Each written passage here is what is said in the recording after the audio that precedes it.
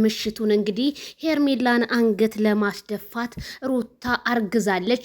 ማንበብ አቺም ወይ ብለው ቤቷን አንኳኩተው የገቡት ዳንኤልና ሜሮን ሄርሜላን እያስጨነቋት እንደሆነ በዚሁ እያየን ነው ማለት ነው። ሄርሜላ ደግሞ ሩታ ታረገዘች እኔ እለቅላታለሁ በማለት ተናገረች። ስለዚህ ይሄ ሁሉ እንደዛ ታረቅንሽ ምናምን ያላችሁት ይሄን ነገር ለማሳመን ነው። ዳኒና ሜሮን ግን ከሰው ህይወት መቼ ነው የምትወጡት? ሄርሜላም የራስሽን ውሳኔ ማሳወቅ ትችያለሽ። ምክንያቱም እዚህ ጋር ታረገዘች አላረገዘች ሳይሆን መጀመሪያ አንቺና የአብርሃም ህይወት ምን ነበረ ማለት የቀልድ ነው። እዚህ ጋር ኮሜንታተር እየቀለዳችሁ ነው። ምንድነው? እኔ ምንም ሊገባኝ አልቻለም። እንደ ህዝብ አስተያየት ሲሰጥ ዳኒና ሜሮን ጥፋተኛ ናቸው። እዛ መሄድ አልነበረባችሁም። ለዚህ ሁሉ ደግሞ ውሳኔ መስጠት የሚችለው ማይክል ጃክሰን ብቻ ነው። እናንተ ምን ቤት ናችሁ? ተቀጣሪዎች ናችሁ?